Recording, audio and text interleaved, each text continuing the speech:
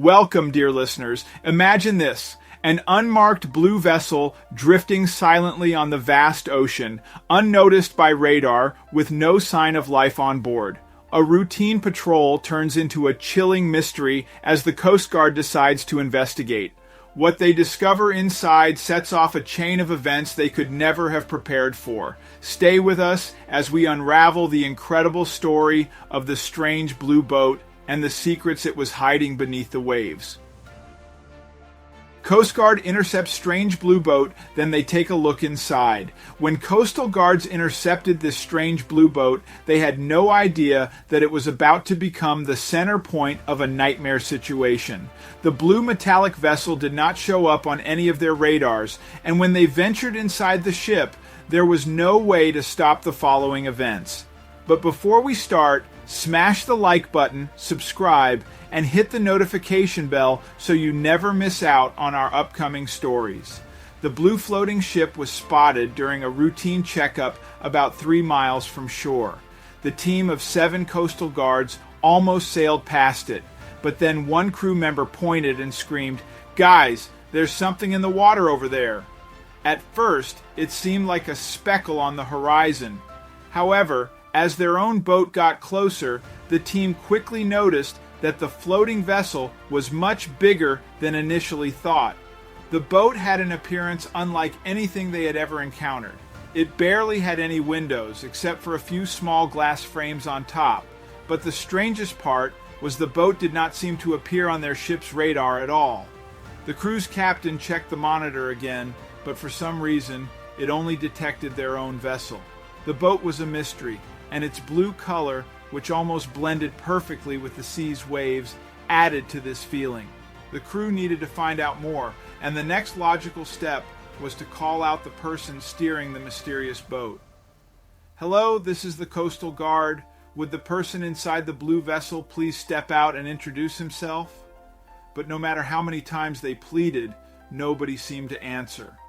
An atmosphere filled with tension was present, and it could only be resolved by taking a closer look. Without hesitation, the team tossed a rope with a hook toward the blue boat so they could pull it in. That, however, did not exactly go according to plan either. At first glance, the boat was not that large, so with a full team of strong pulling men, they should have been able to draw the boat near. But the mysterious thing would not budge an inch. Instead, it was their own boat that was pulled forward. "What is this thing?" The captain spoke nervously. "We're just seeing the tip of the iceberg," one of the crew members stated as their 2 ships finally touched.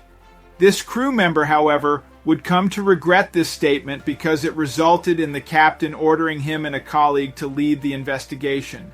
Brendan, the Coastal Guard tasked with the search, was hesitant, but with his crew watching, he could not disappoint.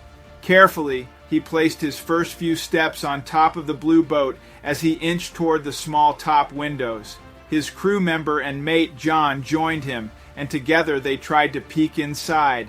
The tiny windows, however, did not provide much insight because the view through them appeared almost pitch black. There was only one thing they could do. "We need to open her up," Brendan explained to his friend. John agreed, and together they lifted the hatch on top of the vessel. With a loud creak, the top hatch of the boat folded open, revealing a ladder downward. They could not see the bottom, which increased their nerves tenfold. The 2 men stared at their captain, hoping for him to call them back, but the old sailor simply spurred them on. "Go ahead, we're right here." Brendan reached inside his back pocket, pulled out a flashlight, and used it to illuminate the ground beneath. After that, the 2 men ventured downward into the boat, a decision they would soon come to regret deeply. Once at the bottom, Brendan and John used the flashlight to look around. The ship's inside looked even more worn down than its outer exterior. It appeared to be only bare metal, except for the center console, which had seen better days. "There's no one here. So who piloted the boat?" John said, confused. Brendan shrugged and tried to communicate his findings with the outside crew. The connection coming from Brendan's walkie-talkie was jittery, and words were hard to understand. But then things got dire in a hurry. A creak was heard above the 2 men, and then suddenly the top hatch closed on its own. The coastal boat's captain and the other crew saw this happening, and widespread panic occurred. They tried to ask Brendan and John if they were all right, but the communication signal was gone completely.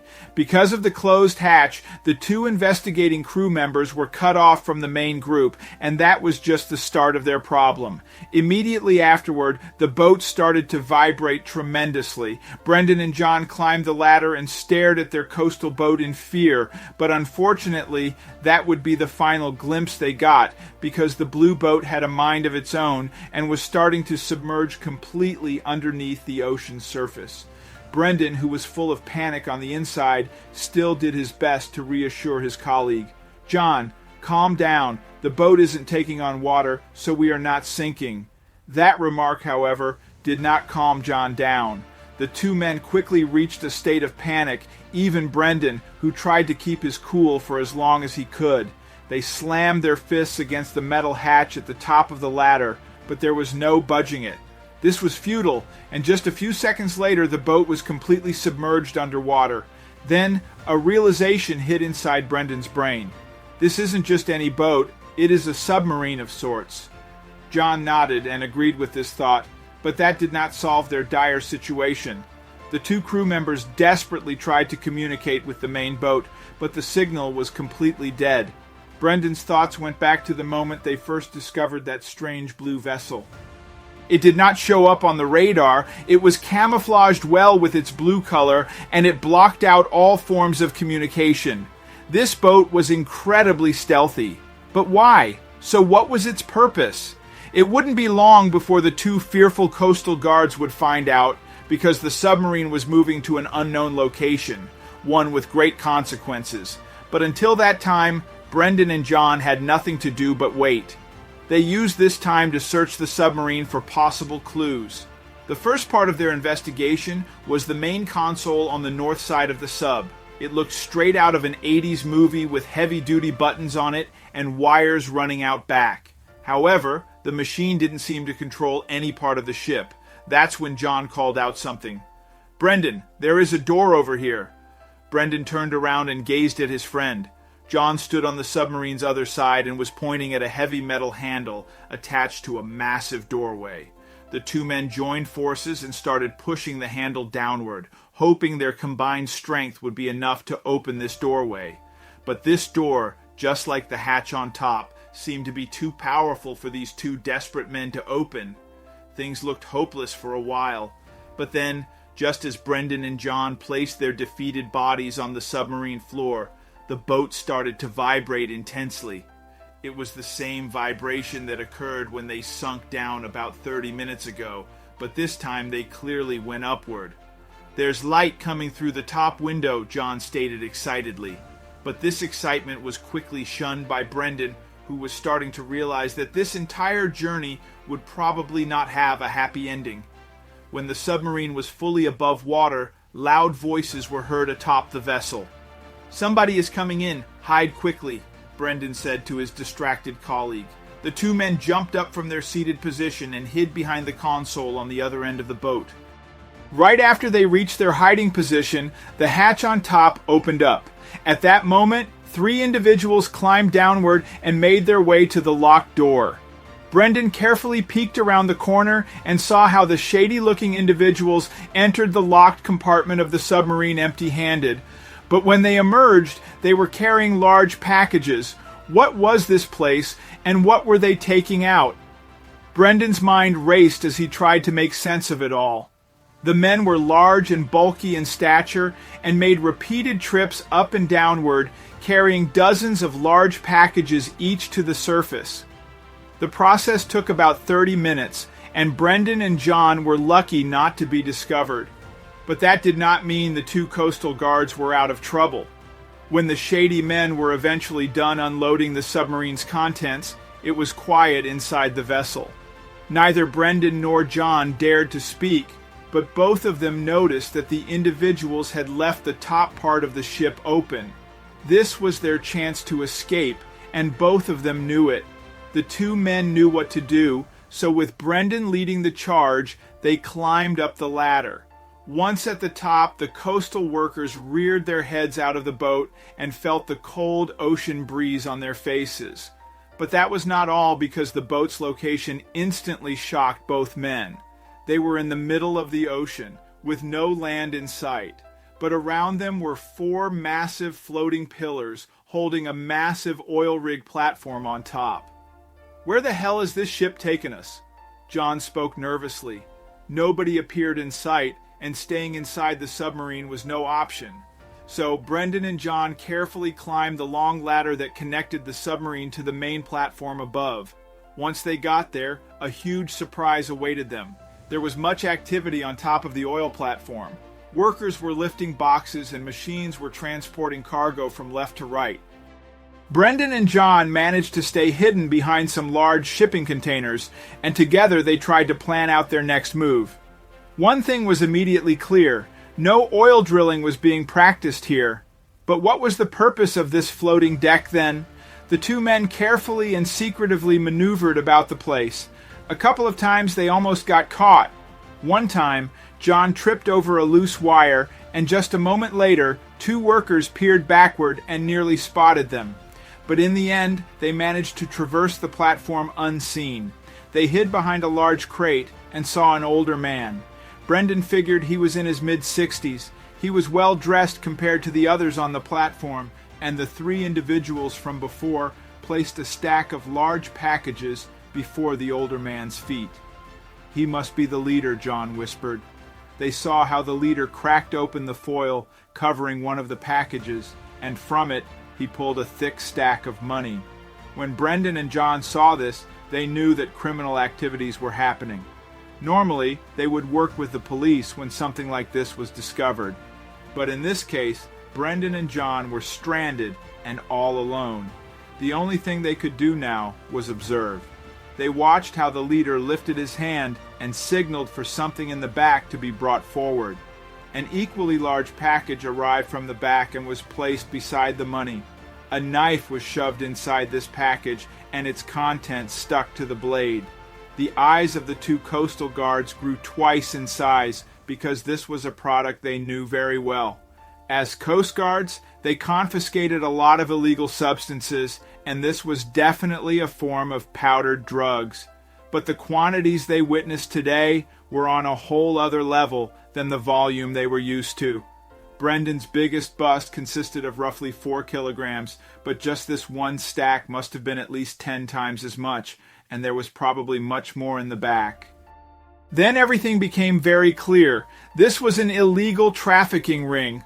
Brendan figured that the money must have come from America, and the illegal drugs were probably produced in one of the countries in South America. They used the stealthy submarine to transport everything from one place to the other, and this oil rig platform was the perfect central point for it all to come together.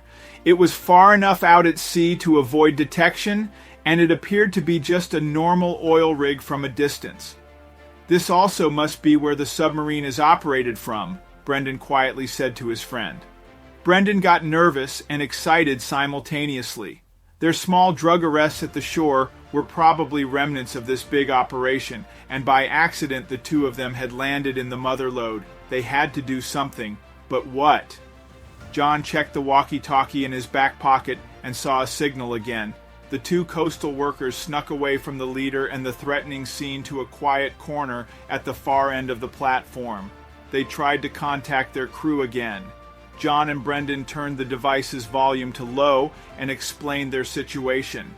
The team was relieved to hear that Brendan and John were still alive, but when they heard where they were, shock was the main reaction. "Come over here now with backup," Brendan insisted.